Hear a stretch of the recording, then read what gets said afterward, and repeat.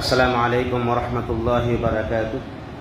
الحمد للہ رب العالمین والصلاة والسلام علی رسولہ الکریم وعلی آلہ واصحابہ اجمعین، اما بعد فاعوذ باللہ من الشیطان الرجیم، بسم اللہ الرحمن الرحیم۔ وَلَقَدْ أَنزَلْنَا إِلَيْكَ الْكِتَابَ لِتُبَيِّنَ لِلنَّاسِ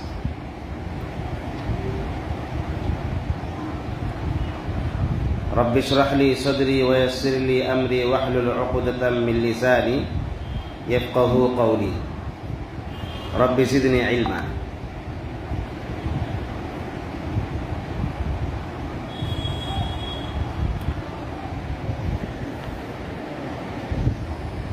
آج کی کلاس کے اندر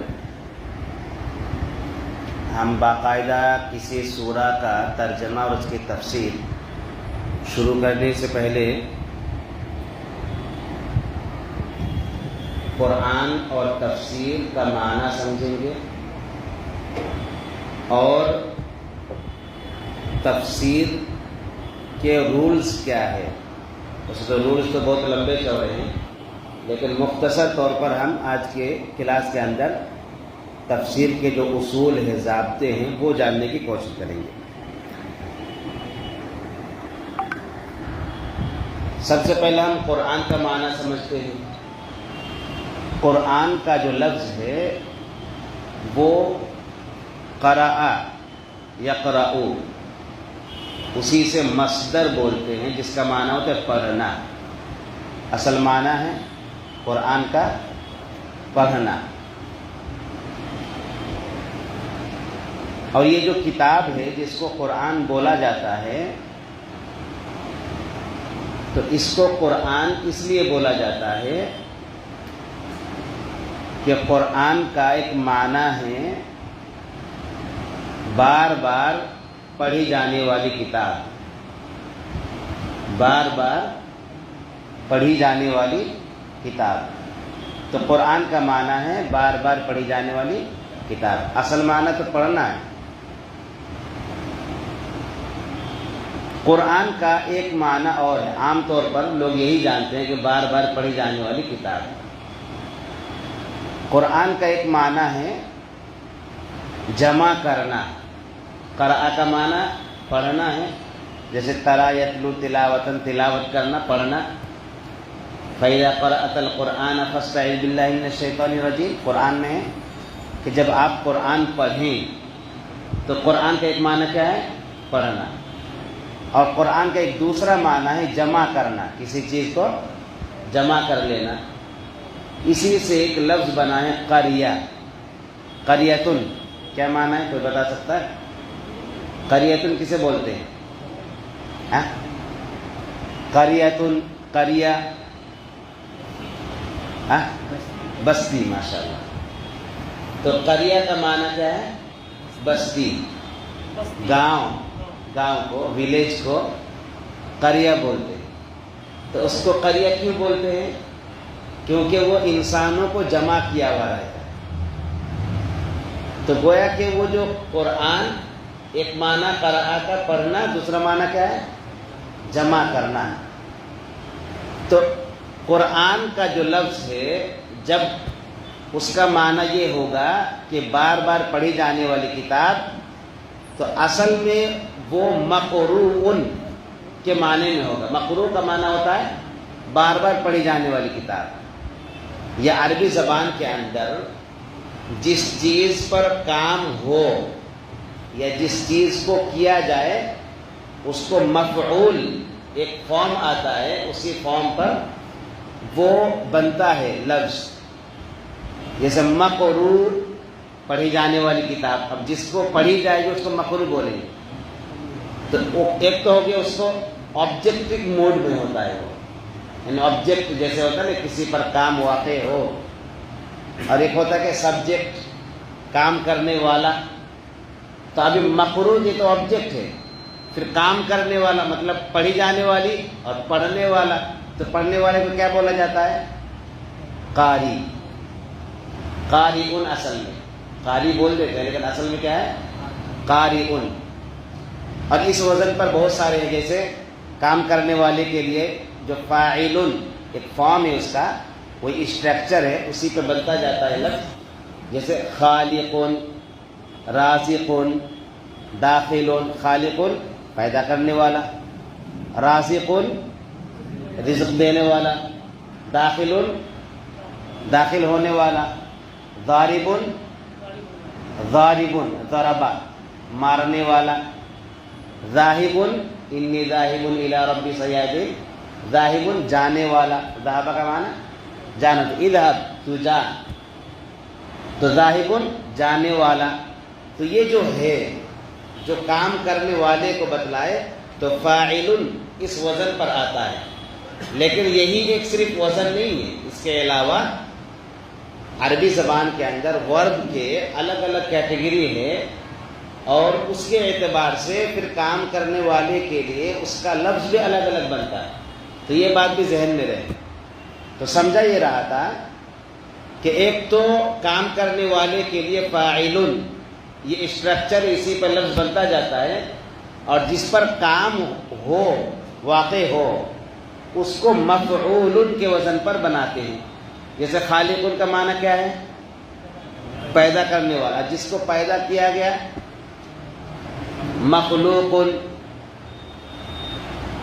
پڑھنے والا، قاری جس کو پڑھا جائے، مقروء جس کو پڑھا جائے، مقروء۔ ایسے ہی رزق دینے والا، رازق، اور جس کو رزق دیا جائے، مرزوق، مفعول، مرزوق، مخلوق، مضروب، ہے نا۔ اس کو آبجیکٹو جو موڈ میں ہوتا ہے لفظ، اس کو مفعول کے وزن پر لایا جاتا ہے۔ تو جب قرآن کا معنی ہم بار بار پڑھی جانے والی کتاب لیں گے تو گویا کہ وہ مقروء کے معنی میں، لیکن جب یہ کہیں گے کہ قرآن جمع کرنے والی کتاب تو وہ قارئ کے معنی میں ہے۔ قارئ کا ایک معنی پڑھنا بھی ہے، اور دوسرا معنی کیا ہے؟ جمع کرنا۔ تو قرآن کو جمع کرنے والی کتاب، تو یہ جمع کرنے والی کتاب کیوں ہے؟ پڑھی جانے والی کتاب تو بات سمجھ میں آ رہی ہے، جمع کرنے والی کتاب کیوں ہے؟ کیونکہ قرآن کے اندر ماضی اور مستقبل کے اخبار، عبادات اور عقائد کو جمع کر دیا گیا ہے۔ اخبار کو، عبادات کو اور احکام کو یہ کتاب نے جمع کر لیا، اس وجہ سے قرآن کا ایک معنی کیا ہوا؟ جمع کرنے والی کتاب۔ اور یہ تو عربی زبان کے جو لفظی معنی ہوتا ہے اس کے اعتبار سے قرآن کا معنی ہوا۔ تو اگر ہم قرآن کو بار بار پڑھی جانے والی کتاب مانا لیں تو بھی معنی صحیح ہے، یہ کتاب بار بار پڑھی جاتی ہے، اور اگر یہ معنی بھی لیں کہ جمع کرنے والی کتاب تو یہ معنی بھی صحیح بیٹھ رہا ہے۔ کیوں؟ کیونکہ اس کتاب کے اندر اخبار یعنی خبریں، عبادات اور عقائد، ان سب کو جمع کر دیا گیا ہے، ٹھیک ہے؟ تو قرآن کا یہ معنی ہے۔ قرآن کی تو لغوی معنی کہتے ہیں اس کو، لغت کے اعتبار سے، عربی ڈکشنری کے اعتبار سے یہ معنی ہے۔ شرعی اصطلاح میں قرآن کسے کہیں گے؟ ہم قرآن کی ڈیفینیشن کیا کریں گے؟ تو قرآن وہ کتاب جو اللہ کی جانب سے محمد صلی اللہ علیہ وسلم پر جبریل علیہ السلام کے ذریعے سے 23 سالہ مدت میں نازل کی گئی، وہ کتاب جو اللہ رب العالمین کی جانب سے محمد عربی صلی اللہ علیہ وسلم پر جبریل علیہ السلام کے ذریعے 23 سالہ مدت میں نازل کی گئی۔ یہ ہے قرآن کی ڈیفینیشن، اور قرآن کی ڈیفینیشن بالکل صحیح ہے کہ یہ قرآن کس کی طرف سے ہے؟ اللہ تعالیٰ کی طرف سے۔ نازل کس پر ہوئی؟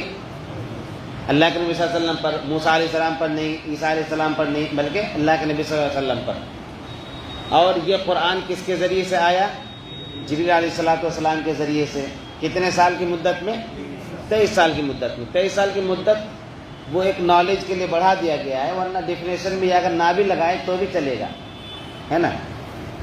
تو یہ ہے قرآن کی اصطلاحی تعریف یا شرعی تعریف۔ تفسیر، تفسیر کا جو لفظ ہے اس کا معنی ہے وضاحت کرنا، کسی چیز کی وضاحت کرنا۔ تو قرآن کہیں کہیں پر وضاحت طلب ہوتی ہے۔ اب یہ وضاحت یا تو خود قرآن کرتا ہے یا پھر اللہ کے نبی صلی اللہ علیہ وسلم کرتے ہیں، یا پھر صحابہ کرتے ہیں، یا پھر عربی زبان کے الفاظ جو ہے یہ ادا کرتے ہیں۔ تو تفسیر کا کیا معنی ہے؟ وضاحت کرنا۔ اور شرعی اصطلاح میں تفسیر کہتے ہیں قرآن کی وہ آیتیں جس کی وضاحت مطلوب ہو اس کی وضاحت کرنا۔ قرآن کی وہ آیتیں جس کی وضاحت مطلوب ہو اس کی وضاحت کرنا۔ کیونکہ قرآن کی ایسا نہیں کہ ہر آیت کی وضاحت ضروری ہے، ایسا نہیں ہے۔ تدبر انسان کر سکتا ہے ہر آیت کے اندر، اور جتنا تدبر کرے انسان آخری حد تک نہیں پہنچ سکتا ہے، لیکن یہ ہے کہ اس کا جو اصل پیغام ہے تو بیشتر آیتوں کے اندر بالکل واضح طور پر پیغام ہے، خاص طور پر توحید کے بارے میں، عبادات کے بارے میں بالکل واضح طور پر کہا گیا ہے۔ تو یہ تو تفسیر کا معنی اور مفہوم ہو گیا۔ ہم جب قرآن کی تفسیر کریں گے تو قرآن کی کسی آیت کی تفسیر ہمیں قرآن سے ہی معلوم ہوتی ہے۔ قرآن کی کسی آیت کی تفسیر قرآن سے معلوم ہوتی ہے۔ مثلا قرآن کی ایک آیت ہے الذین آمنوا ولم یلبسوا ایمانہم بظلم اولئک لہم الامن وہم مہتدون۔ الذین آمنوا، جو ایمان لائے، ولم یلبسوا ایمانہم بظلم، اور اپنے ایمان میں ظلم کو نہ ملائے، اپنے ایمان میں ظلم کو نہ ملائے۔ اولئک لہم الامن، تو انہی لوگوں کے لیے امن ہے، وَأُولَئِكَ هُمُ الْمُهْتَدُونَ، اور یہی لوگ ہدایت یافتہ ہیں۔ دو شرط ہیں، ایک شرط کیا ہے کہ ایمان لائے، دوسری شرط کیا ہے اپنے ایمان میں ظلم کو نہ ملائے۔ تو پھر دو فائدے ہیں۔ پہلا فائدہ کیا ہے؟ اولئک لہم الامن، انہی لوگوں کے لیے امن ہے۔ دوسرا فائدہ کیا ہے؟ وَأُولَئِكَ هُمُ الْمُهْتَدُونَ، یہی لوگ ہدایت یافتہ۔ دو شرط، دو فائدے۔ اب یہاں پر جو یہ بات کہی گئی ہے کہ ایمان لائے اور اپنے ایمان میں ظلم کو نہ ملا۔ اب ظلم کسے کہتے ہیں؟ جیسے کسی کو ایک جھاپڑ لگا دیے وہ بھی ظلم ہے، کسی کو تکلیف دے دی وہ بھی ظلم ہے۔ ظلم تو بہت عام لفظ ہے۔ اب صحابہ پریشان ہوئے کہ ہم میں سے کون ہے جو ظلم سے بچ سکتا ہے؟ ہر کوئی ظلم کرتا ہے، ہم ایمان لائے اور ہم سے تو ظلم جانے انجانے میں ہو ہی جاتا ہے، اس کا مطلب ہمارے لیے امن نہیں ہے، ہم ہدایت پر نہیں ہیں۔ بے چین ہو گئے تو اللہ کے نبی صلی اللہ علیہ وسلم کے پاس آئے۔ آپ صلی اللہ علیہ وسلم نے فرمایا کہ یہاں ظلم سے مراد شرک ہے۔ پھر یہ شرک ہے، یہ معنی کون بتائے گا؟ قرآن کی آیت کے ذریعے سے اللہ کے نبی صلی اللہ علیہ وسلم نے بتایا کہ کیا تم لوگوں نے الم تقرؤ، کیا تم لوگوں نے نہیں پڑھا قول لقمان علیہ السلام کے قول کو، ان الشرک لظلم عظیم، کہ شرک یہ ظلم عظیم ہے۔ تو یہاں پر شرک کو کیا کہا گیا ہے؟ ظلم کہا گیا ہے۔ تو اس سے کیا پتہ چل رہا ہے کہ قرآن کی ہم تفسیر کریں گے، ایک آیت ہے اس کی بات نہیں سمجھ میں آ رہی ہے، جیسا کہ وَلَمْ يَلْبِسُوا إِيمَانَهُمْ بِظُلْمٍ، اس والی آیت کے اندر صحابہ کو جبکہ ان کی زبان میں قرآن نازل ہوا لیکن پھر بھی ان کو نہیں سمجھ میں آیا کہ ظلم سے مراد یہاں پر کون سا ظلم ہے۔ تو اس آیت کو سمجھنے کے لیے پھر ان کو کس کا سہارا لینا پڑا؟ قرآن کی آیت کا۔ اور قرآن کی آیت کون سی ہے پھر؟ ان الشرک لظلم عظیم، ٹھیک ہے۔ اور یہ صرف ایک آیت نہیں بلکہ بہت ساری آیتیں ہیں کہ جس سے ایک آیت کی تفسیر دوسری آیت سے معلوم ہوتی ہے۔ اور ایسی تفسیر جیسے تفسیر کی جو کتابیں ہیں، بڑی بڑی کتابیں تفسیر کی، اور اسلام کے اندر سب سے زیادہ جس چیز کا اہتمام کیا گیا ہے وہ قرآن کی تفسیر کا، اس سے زیادہ اہتمام کسی اور چیز کے سلسلے میں نہیں ہے۔ حدیث کی تشریح بھی بہت زیادہ ہوئی ہے، لیکن قرآن کی تفسیر جتنی ہوئی ہے اور بھی مختلف زبانوں کے اندر، وہ کسی اور کتاب کی تفسیر اتنی ہوئی نہیں ہے۔ تو قرآن کی تفسیر کے اندر بھی بہت سارے مفسرین کا اپنا ایک رجحان ہوتا ہے، کوئی گرامر کو زیادہ اس میں ہائی لائٹ کرتے ہیں، کوئی بلاغت، عربی زبان کی جو فصاحت اور بلاغت ہوتی ہے اس کو ہائی لائٹ کرتے ہیں، اور کوئی جو ہے تفسیر کرنے میں تفسیر بالماثور، نبی صلی اللہ علیہ وسلم جو تفسیر ثابت ہے، یا پھر قرآن کی تفسیر قرآن سے ہے کی جائے، تو اس کے تعلق سے بھی بہت سارے مفسرین نے قرآن کی تفسیر کی ہے۔ اور اس سلسلے میں سب سے سر فہرست علامہ ابن کثیر رحمہ اللہ ہے، جن کی تفسیر ہے تفسیر ابن کثیر۔ اردو میں بھی تفسیر ابن کثیر کو بہترین انداز میں شیخ صلاح الدین یوسف رحمہ اللہ نے ترجمہ کیا ہے، بہت زبردست طریقے سے، یعنی اتنے آسان، بالکل واضح انداز میں، آسان انداز میں وہ تفسیر کی گئی ہے۔ تو آپ لوگ اگر قرآن کی تفسیر قرآن سے یا پھر قرآن کی تفسیر سنت سے اگر یہ جاننا چاہتے ہیں تو آپ کے لیے آسان کیا ہے کہ آپ تفسیر ابن کثیر کا مطالعہ کریں، بلکہ بہت سارے علماء کا یہ کہنا ہے کہ ہر ایک مسلمان کے گھر میں تفسیر ابن کثیر رہنا ہی چاہیے، کم سے کم تفسیر ابن کثیر ایک بار مسلمان کو ایک بار پڑھ لینا چاہیے، کیونکہ اس سے پھر قرآن کی وضاحت ہوتی ہے۔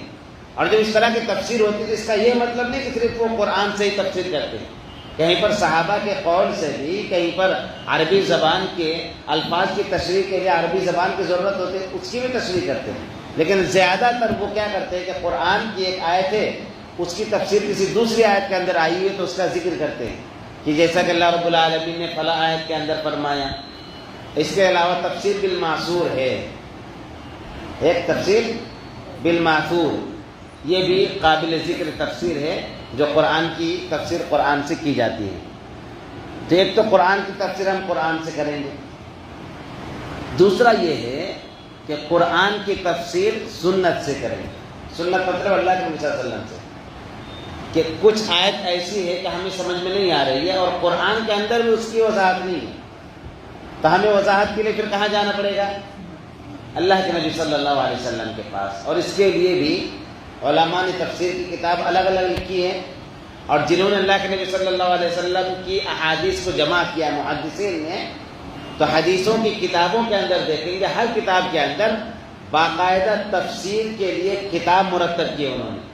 اور قرآن کی تفسیر جب بخاری اٹھائیں گے تو کتاب الصلاح ہے، کتاب الطہارہ ہے، کتاب الایمان ہے، ایسی کتاب التفسیر انہوں نے۔ اور قرآن کی تفسیر نبی صلی اللہ علیہ وسلم کی سنت سے جیسے جیسے کی گئی ہے وہ تمام احادیث کو انہوں نے جمع کر دیا جو ان کی شرط پر ہے۔ تمام احادیث سے مراد ساری احادیث نہیں ہے، جو امام بخاری کی شرط پر حدیث ہیں وہ جمع کیا۔ ایسے امام مسلم، امام ابو داؤد، امام ترمذی، نسائی، ابن ماجہ ہے، یہ سارے لوگ پھر اپنی حدیث کی کتاب کے اندر قرآن کی تفسیر کے ذریعے قرآن کی تفسیر کرنے میں اللہ کے نبی صلی اللہ علیہ وسلم کی سنت کا، احادیث کا ذکر کیا ہے۔ ایک مثال میں دے دوں، جیسے وہ آیت ہے کہ کلوا واشربوا حتى يتبين لكم الخيط الابيض من الخيط الاسود من الفجر، ترجمہ کوئی کرے گا؟ ابھی بھائی، کلوا واشربوا، کھاؤ پیو، روزے کے تعلق سے، سحری کھانے کے تعلق سے، حتى يتبين، یہاں تک کہ واضح ہو جائے، لکم تمہارے لیے، الخيط الابيض سفید دھاگا، من الخيط الاسود کالے دھاگے سے، من الفجر فجر کے وقت۔ اب سفید دھاگا کالا دھاگا کیا مطلب ہے؟ قرآن میں تلاش میں جائیں گے کہیں پر ہے ہی نہیں کہ سفید دھاگا کیا ہے اور کالا دھاگا کیا ہے۔ ایک صحابی نے تو سفید دھاگا کالا دھاگا سمجھ لیا اور سفید دھاگا لیا اور کالا دھاگا لیا، اس کو تکیے کے نیچے رکھ دیا اور فجر کے وقت ایسے دیکھ رہے تھے کون سا واضح ہو رہا ہے کہ نہیں ہو رہا ہے، واضح ہو رہا ہے کہ نہیں ہو رہا ہے، تو نہیں سمجھ میں آیا۔ اللہ کے نبی صلی اللہ علیہ وسلم کے پاس آئے آپ صلی اللہ علیہ وسلم سے پوچھا کہ یہ سفید دھاگا کالا دھاگا سے مراد کیا ہے؟ تو کالا دھاگا سے مراد ہے صبح کاذب، اور سفید دھاگے سے مراد ہے صبح صادق۔ صبح کی دو قسمیں، صبح کی بھی دو قسمیں، ایک کو صبح کاذب بولا جاتا ہے۔ صبح کاذب کیا ہے؟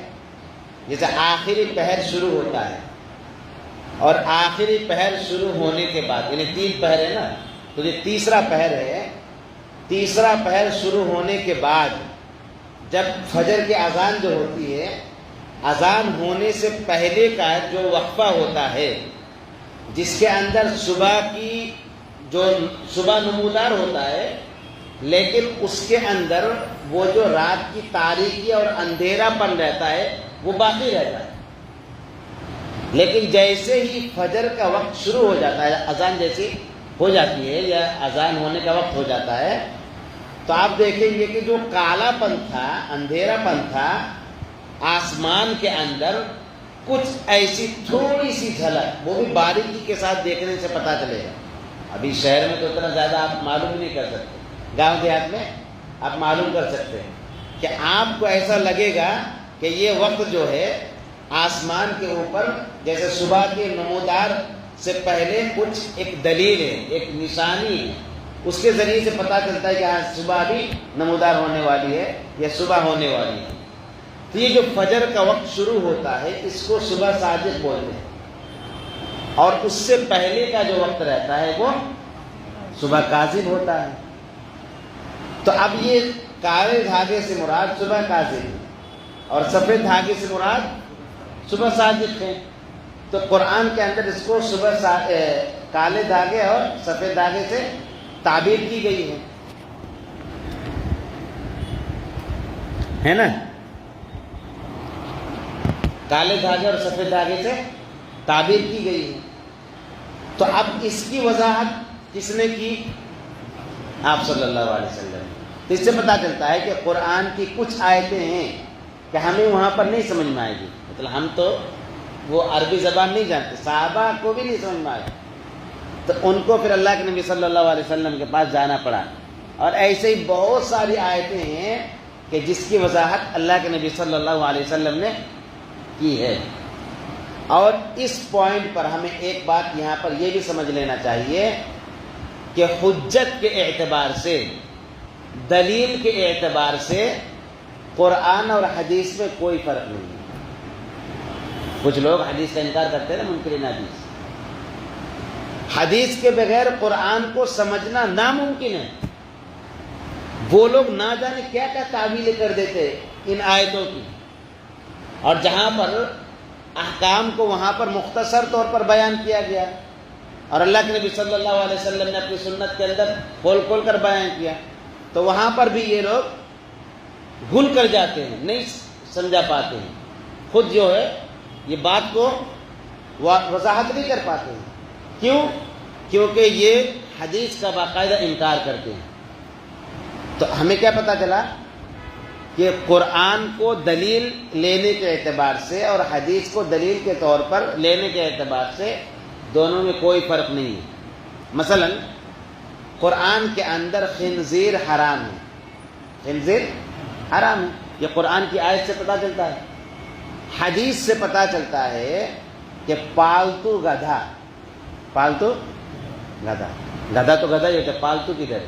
کچھ لوگوں کے ذہن میں سوال آتا ہے نا، یا پھر لوگ سوچتے بھی نہیں پالتو گدھے کا کیا مطلب ہے۔ تو ایک ہوتا ہے کہ الحمار الاہلی، اہلی کا مطلب پالتو، اسی سے اہل بنا ہے، الحمار الاہلی پالتو گدھا، اور ایک گدھا ہوتا ہے الحمار الوحشی، کس کو بولتے ہیں؟ نیل گائے کو، نیل گائے کو کیا بولتے ہیں؟ الحمار الوحشی۔ تو یہ جو پالتو گدھا ہے جس کو ہم صرف گدھا بولتے ہیں، ڈنکی، یہ حرام ہے، یہ حرام ہے، لیکن قرآن میں کہیں بھی اس کا ذکر نہیں۔ خیبر کے موقع پر، غزوہ خیبر کے موقع پر پالتو گدھے کا گوشت صحابہ کرام نے بنا لیا، پکا لیا، اور دیگیں باقاعدہ چڑھائی گئی تھی اور اس کے اندر پک رہی، اللہ کے نبی صلی اللہ علیہ وسلم نے پوچھا کہ کس چیز کا گوشت ہے، تو کہا کہ یہ تو پالتو گدھے کا گوشت ہے. آپ نے کہا کہ یہ حرام ہے. سارے گوشت کو بہا دیا گیا، اڈیل دیا گیا، کیونکہ حرام ہے. تو اب یہاں پر سوال ہے کہ خنزیر کا تو پتہ چلتا ہے کہ قرآن کے اندر ذکر ہے، پالتو گدھے کا ذکر، الحمار الاہلی کا ذکر جو ہے قرآن میں کہیں بھی نہیں ہے. اب بتائیے کہ خنزیر کے حرام ہونے میں جو قرآن کی آیت سے ثابت ہے اور پالتو گدھے کے حرام ہونے میں کوئی فرق ہے؟ نہیں فرق ہے. جس طرح سے یہ حرام ہے ویسے پالتو گدھا بھی حرام ہے. تو حجیت یعنی دلیل کے اعتبار سے قرآن اور حدیث کے اندر کوئی فرق نہیں ہے. فضیلت کے اعتبار سے فرق ہے، تلاوت کے اعتبار سے فرق ہے، لیکن دلیل کے اعتبار سے قرآن اور حدیث کے اندر کوئی فرق نہیں ہے. تو اب یہ ہے کہ قرآن کی کوئی آیت ہے، وہ آیت کا معنی اور مفہوم میں سمجھ میں آ رہا ہے، تو ہمیں کہاں جانا پڑے گا؟ اللہ کے نبی صلی اللہ علیہ وسلم کے پاس. تو ایک تو یہ مثال میں نے دی. اس کے علاوہ جتنی بھی جیسے قرآن کے اندر آیتیں ہیں جس کے اندر مختصر طور پر ذکر ہے، تفصیل وہاں پر نہیں ہے، تفصیل آپ کو حدیث کے اندر ہے. جیسے مثال کے طور پر قرآن میں کہا گیا اقیموا الصلاۃ وآتوا الزکاۃ، نماز قائم کرو. اب بھائی نماز قائم کریں، کتنے وقت قائم کریں؟ قرآن میں نہیں ہے، حدیث کے اندر پتہ چلے گا. کیسے کیسے قیام کا، سجدے کا، رکوع کا ذکر قرآن میں، کیفیت کیا ہوگی یہ حدیث سے پتہ چلتا ہے. رکوع کے اندر اس کی کیفیت کیا، سجدے کے اندر کیفیت، قیام کے اندر کیفیت، ہاتھ کہاں ہونا چاہیے، ہاتھ کی انگلیاں کہاں ہونی چاہیے. تو یہ ساری تفصیل کہاں ملے گی؟ حدیث کے اندر. تو قرآن کے اندر مجمل ہے، مجمل کا مطلب مختصر ہے، لیکن اس کی تفسیر حدیث کے اندر ہمیں ملے گی. تو قرآن کی کسی آیت کی تفسیر کس سے کرنی پڑے گی؟ حدیث سے کرنی پڑے گی. ایسے ہی وقت ہو رہا ہے، قرآن کی کسی آیت کی تفسیر ہو سکتا ہے کہ اللہ کے نبی صلی اللہ علیہ وسلم کی سنت سے بھی نہ پتہ چلے، تو ہمیں کہاں جانا پڑے گا؟ صحابہ کے پاس. اور زیادہ تر کر کے صحابہ کی جو تشریحات ہے وہ شان نزول کے اعتبار سے صحابہ بتاتے ہیں، کیونکہ صحابہ کے اوپر قرآن نازل، انہی کے پاس قرآن آیا، وہ مخاطب تھے. اللہ رب العالمین ان کو باقاعدہ مخاطب کرتے تھے. جہاں کہیں بھی کم، تم کا لفظ آیا ہوا ہے تو وہ صحابہ کے لیے آیا ہوا ہے. تو صحابہ کہاں، کس حالت میں، کس کے تعلق سے، کس پس منظر میں یہ آیت نازل ہوئی، وہ پھر بتاتے ہیں کہ یہ آیت جو ہے اس پس منظر میں نازل ہوئی. بعض آیتیں ایسی ہیں کہ اگر آپ اس کو پس منظر نہیں دیکھیں گے تو اس کا معنی آپ بدل دیں گے. مثلا اقتلوا المشرکین حیث ثقفتموہ، کہ مشرکین کو جہاں کہیں پاؤ قتل کر ڈالو. اب اسی آیت کو لے کر جو یہاں کے غیر مسلم ہیں، دشمن ہیں، وہ اسلام کو بدنام کرنے کی کوشش کرتے ہیں، مسلمانوں کو بدنام کرنے کی کوشش کرتے ہیں کہ دیکھو قرآن میں لکھا ہے سورہ توبہ، آیت نمبر بتا دیتے ہیں کہ سورہ توبہ آیت نمبر اتنے میں کہا گیا ہے کہ سارے کافروں کو قتل کرو. وہ آگے پیچھے کیا ہے قرآن کے اندر وہ نہیں دیکھتے. تو اب یہ کہ قرآن کے ان آیتوں کا پس منظر وہ صحابہ بتاتے ہیں کہ کس پس منظر میں یہ آیت نازل ہوئی. یہ جنگ کے میدان میں اللہ کے نبی صلی اللہ علیہ وسلم تھے، صحابہ کرام تھے، سامنے آمنے سامنے باقاعدہ فوجیں تھیں اور لڑائی کے لیے باقاعدہ تیار تھے. اس موقع پر یہ آیت نازل ہوئی کہ میدان جنگ میں جہاں کہیں مشرک کو پاؤ تو قتل کرو. اب یہ کہ اصول کے خلاف بھی نہیں ہے، دنیا کا بھی یہ قانون ہے نا. مثلا اس ملک کے فوجیوں سے کسی دوسرے ملک کے فوجیوں کے ساتھ اگر لڑائی ہوتی ہے تو ملک والے کیا بولیں گے؟ نہیں، وہاں پر کسی کو مارنا ہونا نہیں، کسی کو کوئی تکلیف نہیں ہونی چاہیے، قتل نہیں ہونا چاہیے، ایسا بولیں گے کہ سامنے جو آئے اس کو مارو. تو دنیا والے بھی اصول یہی بنائے ہوئے ہیں کہ سامنے جو آئے اس کو مارو. تو قرآن کے اندر بھی یہی ہے کہ میدان جنگ میں ہو تو ان کو قتل کرو. تو اس میں برائی کیا ہے؟ اگر قتل نہ کرے، ایسے ہاتھ پہ ہاتھ رہے بیٹھے رہے تو کیا مار کھاتے رہے، ہم مر جائیں؟ تو یہ کیا ہے؟ پس منظر کا کون بتاتے ہیں؟ صحابہ کرام پھر بتاتے ہیں. اور زیادہ تر آیتوں کا جو پس منظر ہے، شان نزول ہے، یہ کہاں سے پتہ چلتا ہے؟ صحابہ کرام سے پتہ چلتا ہے. ایسے ہی قرآن کی کسی آیت کے اندر کوئی لفظ ہے اور اس لفظ کے اندر معنی اصل کیا ہے، کیونکہ عربی زبان بہت وسیع زبان ہے، ایک ایک چیز کو بتانے کے لیے کئی الفاظ ہیں، یہاں تک کہ گھوڑے کے لیے عربی زبان کے اندر 100 سے زائد الفاظ ہیں، 100 سے زائد، اس کے الگ الگ حیت اور کیفیت کے اعتبار سے. جیسے مثال کے طور پر قلب ہے نا، دل، اس کے لیے ایک لفظ اور ہے،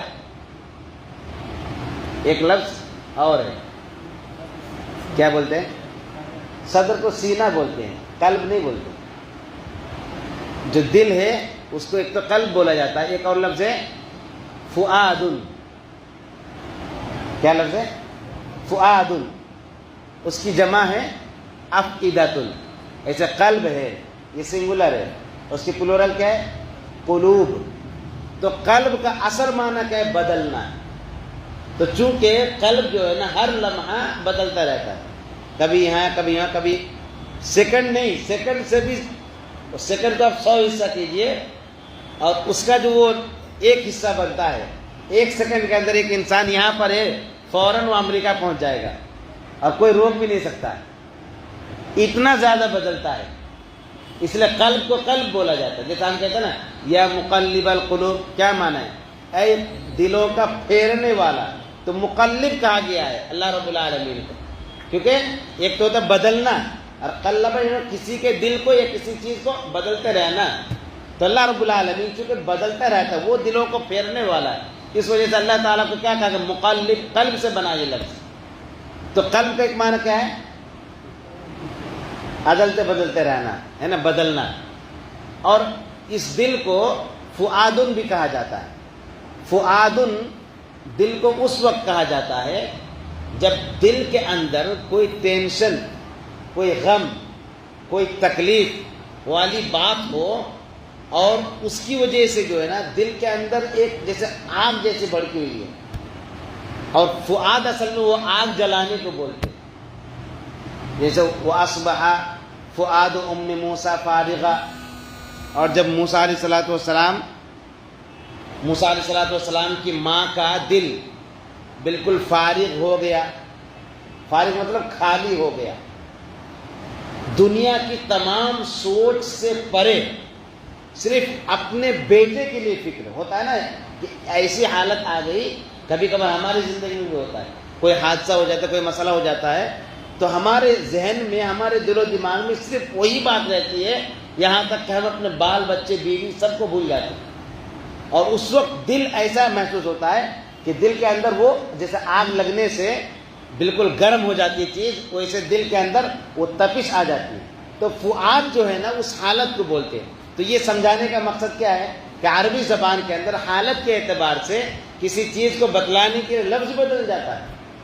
لفظ کیا ہو جاتا ہے؟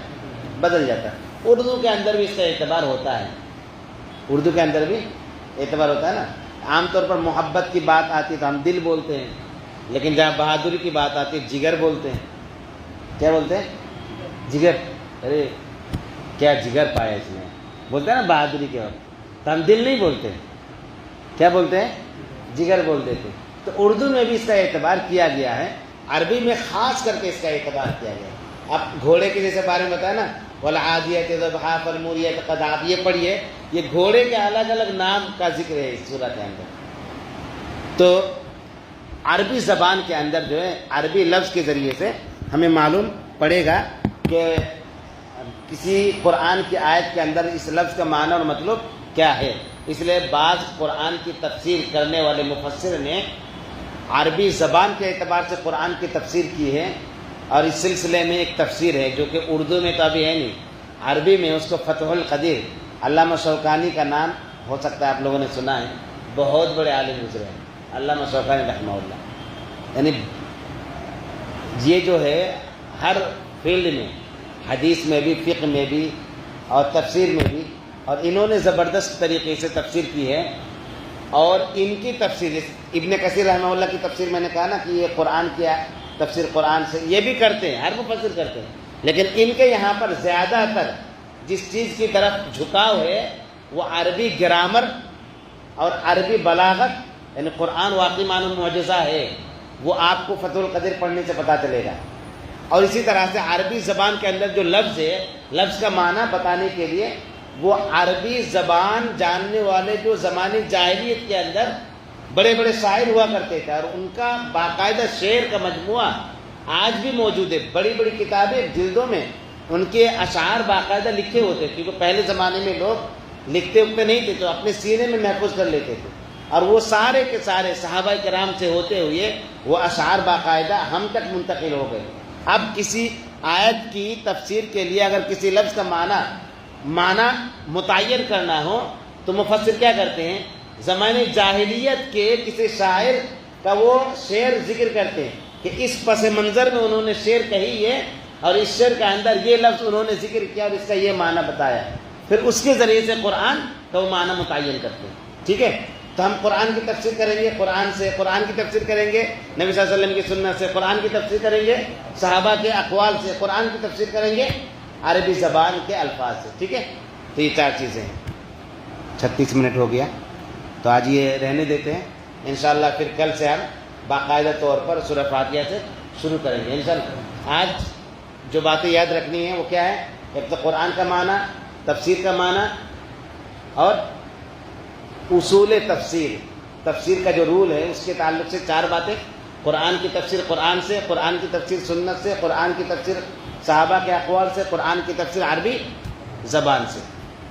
ٹھیک ہے، وآخر دعوانا الحمد للہ رب العالمین۔ جی ہاں، جمع کرنے عبادات۔